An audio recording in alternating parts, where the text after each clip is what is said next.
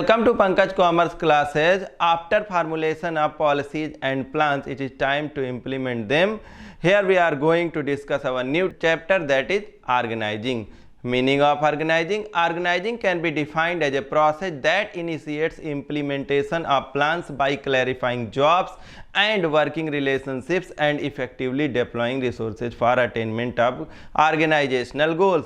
Organising को define कर सकते हैं कैसे? एक ऐसा प्रोसेस जो कि इम्प्लीमेंटेशन ऑफ प्लान्स के साथ शुरू होता है, जिनमें जॉब्स को क्लैरिफाई किया जाता है और उनके वर्किंग रिलेशनशिप्स को भी क्लियर किया जाता है and effectively deploying resources for attainment of organizational goals. अब जो भी इनके रिसोर्सेज हैं, यानी कि एक इंटरप्राइज में, एक ऑर्गेनाइजेशन में, बिजनेस में जो भी रिसोर्सेज हैं, तो उनको इफेक्टिवली और इफिशिएंटली जो है उनको अचीव करना है, उनको डिप्लॉय करना है उन रिसोर्सेज को। Next is steps in the process of organising. Organising is the process of identifying and grouping the work to be performed, assigning duties to job positions and establishing relationship for the purpose of accomplishing objectives. ये एक ऐसा process है जिसमें कि हम identify कर देते हैं, वर्क को आइडेंटिफाई कर देते हैं, किसके द्वारा कौन सा काम और किसको ये काम करने हैं, उनकी ड्यूटीज़ को असाइन कर देते हैं, पोजीशंस को असाइन कर देते हैं और रिलेशनशिप्स को क्लियर कर देते हैं कि to who have to report to whom, कौन किसको रिपोर्ट करेगा। तो इसमें स्टेप बाय स्टेप हम बढ़ते हैं और इसमें 1 स्टेप से लेकर के 4 स्टेप तक है। First step identification and division of work, second is departmentalisation, third is assignment of duties, fourth is establishing reporting relationship. So we will discuss it in details. First is identification and division of work. The first step in the organizing process is to identify and divide the total work to be done in accordance with previously determined plans. पहले से जो भी plans formulate करे जा चुके हैं उनके हिसाब से total work को divide कर देना। और the work is divided into manageable activities so that duplication of efforts can be avoided and the burden of work can be shared among the employees. तो वो काम को इस तरह से मैनेज किया जाता है कि काम का डुप्लीकेशन ना हो, बार बार वही काम दोहराया ना जाए, और दूसरी बात यह है कि उनका बर्डन किसी एक एम्प्लॉय पे ना पड़ के उनको इस तरह से डिवाइड कर दिया जाता है कि सबके ऊपर इक्वल बर्डन आए और सब कोई शेयर कर सके। सेकेंड इज डिपार्टमेंटेशन और डिपार्टमेंटलाइजेशन, यानी कि grouping of work. After identification and division of work, the next step is to group related and similar jobs under one department. अब एक जैसे काम, जो भी एक जैसे कार्य होते हैं, उनको एक ही डिपार्टमेंट में उनको ग्रुपिंग कर देना होता है कि एक जैसे वर्कर, जो भी स्पेशलाइज्ड वर्कर हैं, वो उनको कर सके। सच ग्रुपिंग इज नोन एज डिपार्टमेंटेशन, और ऐसी ग्रुपिंग को क्या बोलते हैं? डिपार्टमेंटेशन या फिर departmentalisation. Next is assignment of duties. After grouping various activities into department, it is necessary to define the work of different job position and to allocate work to various employees. क्या करते हैं? Grouping करने के बाद में जो भी departments हैं, उन डिपार्टमेंट से रिलेटेड एम्प्लॉयज के बीच में काम को डिवाइड कर देना और उनको डिस्ट्रीब्यूट कर देना कि कौन सा एम्प्लॉय की क्या पोजीशन है और किस काम के लिए कौन सा एम्प्लॉय रिस्पॉन्सिबल होगा। Each department is placed under the charge of individual, और हर एक डिपार्टमेंट में एक मैनेजर होता है जिसके अंडर में सारा कुछ उसकी सुपरविजन में परफॉर्म किया जाता है। Next is establishing reporting relationship. After assigning duties, the next step is to clearly define the authority and responsibility. Authority और रिस्पॉन्सिबिलिटी जो भी एसोसिएटेड है उस जॉब के थ्रू, उनको डिफाइन कर देना, उनको क्लियरली मेंशन कर देना कि यहाँ पर अथॉरिटी किसकी है और रिस्पॉन्सिबिलिटी किसकी है।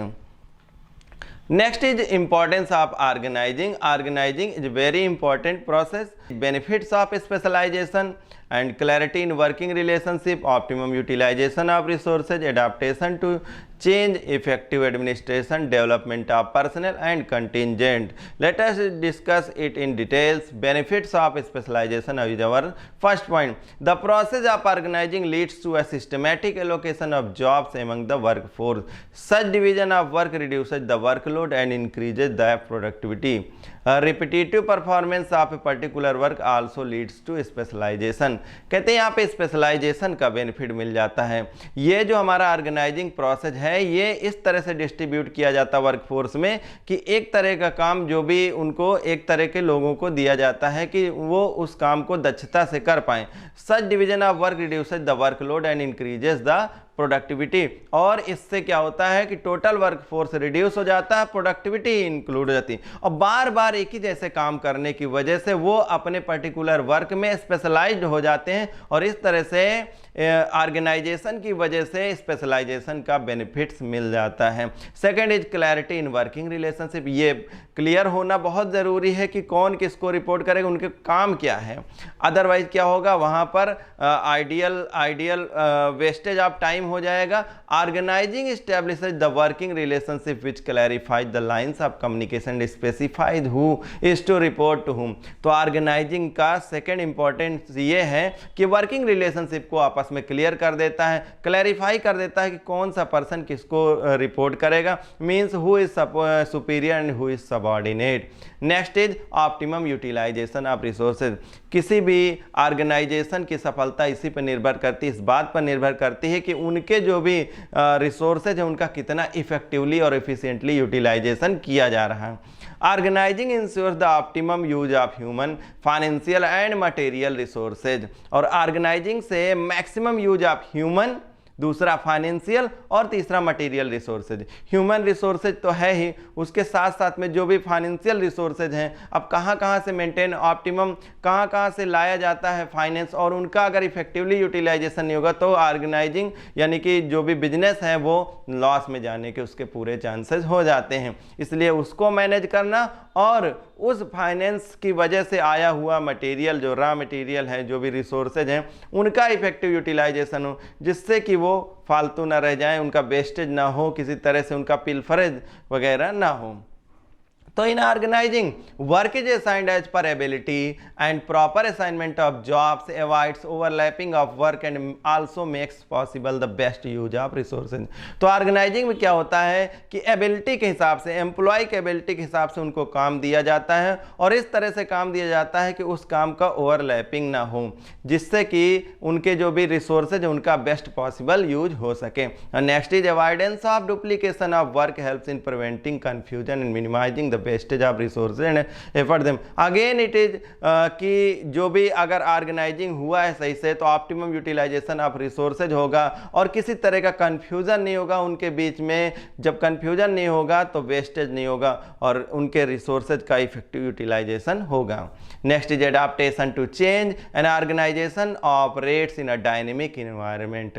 भले ही प्लान्स जो बनाए गए हैं वो रिजिड होते हैं, लेकिन फिर भी जो आउटसाइड वर्ल्ड है वहाँ जिसमें ऑर्गेनाइजेशन काम करता है वो बहुत ही डायनेमिक होता है और उस डायनेमिक एनवायरनमेंट में हमारी ऑर्गेनाइजेशन को काम कराना होता है। तो मैनेजर की रिस्पॉन्सिबिलिटी बन जाती है कि किस तरह से वो कोप अप करेंगे कि डायनेमिक इन्वायरमेंट में भी वो फ्रूटफुल रिजल्ट्स दे सकें। Such an ever changing environment poses both challenges and opportunities to the business. और इस तरह से उनके अपने चैलेंजेस भी हैं और ये जो डायनेमिक इन्वायरमेंट है तो अपॉर्चुनिटीज भी आती ही हैं। Organizing help the enterprise to adjust itself as per changing circumstances by suitably modifying the organization structure and revision of inter relationship amongst managerial levels to pave them the way of for a smooth transition. कहते हैं कि organisation में भले ही plans rigid बने गए हों formulation, लेकिन ऑर्गेनाइजेशन की हेल्प से, ऑर्गेनाइजिंग की हेल्प से जो भी प्लान्स पहले बने हुए हैं, इम्प्लीमेंटेशन हुए, लेकिन अगर बाहरी दुनिया में कुछ चेंजेस आ रहे हैं जो कि हमारे ऑर्गेनाइजेशन के लिए एक अपॉर्चुनिटी भी ला रहे हैं, एक चैलेंज ला रहे हैं, तो ऑर्गेनाइजेशन के मैनेजर और जो भी एम्प्लॉयज़ हैं वो सब मिल करके इस बात को रिवीजन करते हैं, इस बात को चेंज करते हैं, यानी कि उन सारी चीज़ों को चेंज करके और फिर से उस दिशा में ले जाते हैं जिससे बेहतर से बेहतर रिजल्ट्स परिणाम मिल सके। Next is organizing provides stability to the enterprise. और ऑर्गेनाइजिंग की वजह से स्टेबिलिटी होती है इंटरप्राइज में, so that it can continue to survive and grow in spite of changes. Changes होने के बावजूद भी फिर भी ऑर्गेनाइजेशन ग्रो कर सके और कंटिन्यू रह सके। Next is effective administration. Organizing provides a clear description of jobs and clarifies authority and responsibility relationship. देखिए एडमिनिस्ट्रेशन का यहाँ पर इफेक्टिव हो जाते हैं जब भी हम ऑर्गेनाइजेशन का यूज करते हैं। Organizing provides a clear description, अब कौन सी जॉब किसको क्लियर करी गई है और जॉब्स किसको दी गई है, कौन किसको रिपोर्ट करेगा, तो अथॉरिटी और रिस्पॉन्सिबिलिटी की चीज़ें सारी क्लियर हो जाती है। It helps to avoid confusion and duplication of words, और इसकी वजह से किसी भी तरह का कन्फ्यूजन के चांसेस नहीं होते हैं, वर्क के डुप्लीकेशन के चांसेस नहीं होते हैं। Clarity in working relationship enables proper execution of work and bring effectiveness in administration. और वर्किंग रिलेशनशिप में क्लैरिटी की वजह से काम का पूरे टाइम पे हो जाना कंपलसरी होता है और वो इफेक्टिवनेस तरीके से एडमिनिस्ट्रेशन में सामने लाया जाता है। Next is development of personnel. Organizing stimulates creativity among the managers. Delegation allows the managers to reduce the workload by assigning routine jobs to their subordinate. It gives them time to concentrate on strategic issues and explore new areas for growth. देखिए main managers जो होते हैं, departmental managers, जब अपने काम को subordinates को delegate करते हैं, यानी कि डेलीगेशन ऑफ अथॉरिटी होता है, अपने काम को दूसरे को सबॉर्डिनेट को दे देना, इसको बोलते हैं डेलीगेशन ऑफ अथॉरिटी, जिसकी वजह से उन मैनेजर्स को जो अपने डेली वर्कर्स होते हैं, डेली वर्क रूटीन होता है, तो वो दूसरे को दे देते हैं, तो उनके पास सफिशिएंट टाइम होता है कि वो जो आने वाली चैलेंजेस हैं और अपॉर्चुनिटीज़ उनके लिए प्लान्स कर सकें और उनके लिए बेहतर परिणाम दे सकें। तो इसकी वजह से जो भी आने वाला समय है उसमें नई अपॉर्चुनिटीज आ जाती हैं, वर्क फोर्स भी नया आ जाता है और ऑर्गेनाइजेशन को नया क्रिएटिविटी मिल जाती है। It also gives them the opportunity to innovate, और इनोवेशन नई चीज़ों को लाने का, which helps to strengthen the company's competitive position, कि बाहरी दुनिया से जो भी कंपटीशन है उसमें वो फाइट कर सकें।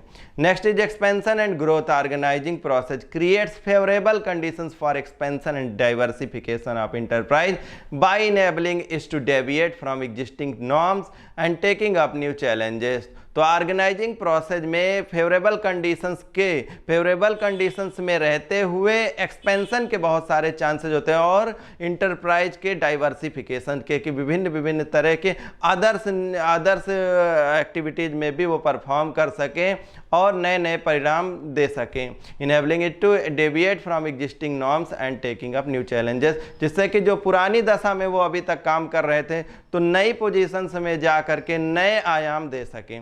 Organizing allows a business enterprise to add more job positions, और यहाँ पर एक्सपेंशन और ग्रोथ में कि जब भी ऑर्गेनाइजेशन की वजह से बिजनेस बढ़ेगा तो बिजनेस में नई अपॉर्चुनिटीज आएंगे, वर्क फोर्स नया आएगा और रिक्रूटमेंट होंगे और सिलेक्शन होंगे departments and even diversify their product line, जिससे कि आजकल आप देख रहे हैं जैसे कि पुरानी कंपनियां हैं तो उन्होंने अपने प्रोडक्ट्स में न्यू लाइंस इंक्रीज कर दिए हैं, नए तरह के प्रोडक्ट वो बनाते हैं। It helps in expansion and growth of business, जिससे कि बिजनेस का ग्रोथ होता है। New geographical territories can be added to current areas of operation and it will help to increase customer basis, sales and profit। और अगर effective administration है, effective organisation है, तो जाहिर सी बात है कि नए जियोग्राफिकल एरियाज में भी वो डेवलप करेंगे। अभी जब यहाँ पर काम कर रहे थे अपने एग्जिस्टिंग एरियाज में काम करते हुए भी वो दूसरी अपॉर्चुनिटीज को टारगेट करेंगे और दूसरी जगह पे जा करके वहाँ पर भी ऐसी ऑर्गेनाइजेशन को बिल्डअप करेंगे, अपनी इंडस्ट्रीज को लगाएंगे, जिससे कि वो अपने प्रॉफिट का, अपने ग्रोथ को और एक्सटेंड कर सकेंगे और प्रॉफिट को, सेल्स को ग्रोथ करने की वजह से एम्प्लॉयमेंट का और कस्टमर बेस का ग्रोथ होना अपने आप ही स्वतः हो जाएगा। Next is organization structure. Organization structure refers to the framework within which managerial and operating task are perform. एक ऑर्गेनाइजेशन स्ट्रक्चर क्या होता है? एक ऐसा फ्रेमवर्क होता है जिसमें कि मैनेजरियल और उसमें जो भी मैनेजर्स और एम्प्लॉयज हैं वो आपस में मिल करके किसी काम को पूरा करते हैं। So here we are going to discuss need for organizational structure. The need for creating an organization structure arises when the business grows beyond a certain limit. Organization structure की नीड कब पड़ती है कि फार्मूलेट करा जाए? जब business एक level से आगे हो जाता है। एक सोल प्रोप्राइटर कंसर्न में in case of one man show organization structure is not needed. यहाँ पर ऑर्गेनाइजेशन स्ट्रक्चर की कोई ज़रूरत नहीं होती, क्योंकि यहाँ पर एक वन मैन शो होता है, उसी को अपने सारे मैनेजरियल्स काम करने होते हैं और सारा कुछ का कंट्रोलिंग उसी के हाथ में होती है। लेकिन जब बिजनेस बड़ा हो जाता है तो वहाँ पे बहुत सारे पर्सनल्स की ज़रूरत होती है, और जब भी पर्सनल्स की ज़रूरत होती है तो एक ऑर्गेनाइजेशनल स्ट्रक्चर खड़ा करना इंपॉर्टेंट हो जाता है। However when the organization grows it become difficult to coordinate the functions and activities of different membership. लेकिन जब ऑर्गेनाइजेशन बड़ा होता है, हम एक ऑर्गेनाइजेशनल स्ट्रक्चर क्रिएट करते हैं, तो यहाँ पर बहुत सारे चैलेंजेस भी आ जाते हैं, क्योंकि सारी कुछ होने के बावजूद भी यहाँ पर वर्कर्स और एम्प्लॉयज और इन सब के बीच मैनेजर सबका कोऑर्डिनेशन करना भी एक चैलेंजिंग वर्क हो जाता है। So in order to function smoothly and face environmental changes it become necessary for an organisation to pay attention to its structure. तो इस तरह से कि ऑर्गेनाइजेशन बहुत अच्छे से काम कर सके और जो स्ट्रक्चर हमने क्रिएट किया है उनमें बहुत अच्छे से इफेक्टिवली एफिशिएंटली वर्क हो सके, तो इस पर बहुत ध्यान देना भी जरूरी हो जाता है। इन this dynamic environment management must continuously review its plans. और चूंकि हमारा जो इन्वायरमेंट है वो चाहे माइक्रो हो चाहे मैक्रो हो, और ये इन्वायरमेंट तेजी से बदलने वाला होता है, तो ऑर्गेनाइजेशन को आने वाले चैलेंजेस को स्वीकार करना है और उसके अकॉर्डिंगली अपनी प्लान्स को, अपनी चीज़ों को उसी के अकॉर्डिंग चेंज करना होता है।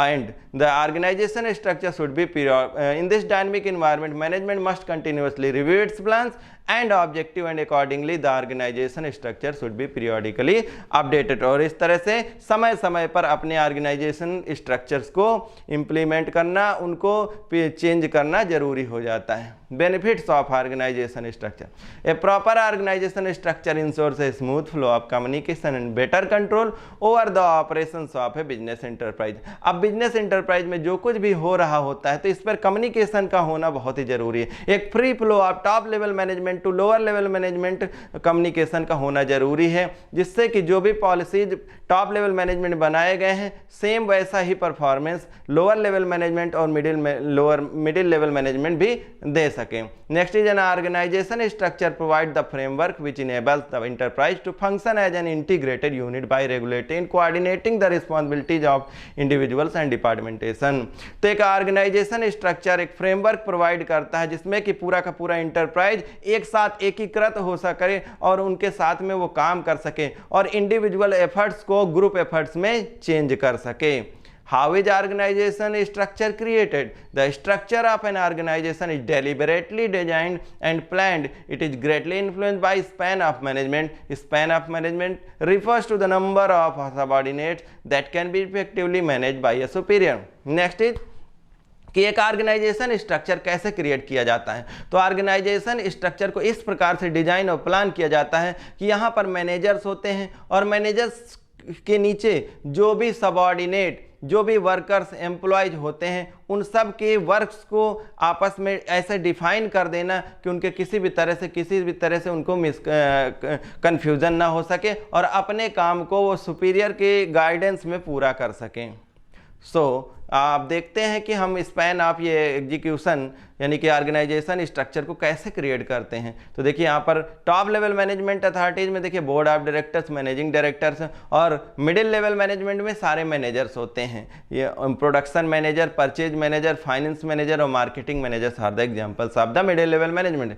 एंड आफ्टर दैट हर एक मैनेजर के नीचे सबऑर्डिनेट्स का होना कंपलसरी है। तो सबऑर्डिनेट्स में देखिए एक प्रोडक्शन मैनेजर के साथ में फैक्ट्री मैनेजर और स्टोर मैनेजर का होना कंपलसरी होता है। फैक्ट्री मैनेजर्स के नीचे देखिए फोरमैन और फोरमैन यानी कि एक से अधिक फोरमैन हो सकते हैं। इसी तरह से परचेज मैनेजर के साथ परचेज ऑफिसर और परचेज असिस्टेंट होगा। फाइनेंस मैनेजर के साथ अकाउंट्स मैनेजर, ऑडिट मैनेजर होगा। मार्केटिंग मैनेजर के साथ में सेल्स मैनेजर और रिसर्च मैनेजर होगा। So this was all about Part 1 of chapter organizing. Now we'll meet soon in part 2 of organizing chapter.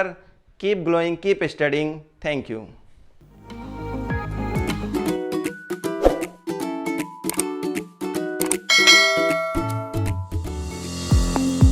Now, students can enjoy online mode of digital learning with official app of Pankaj Commerce Classes available in Play Store.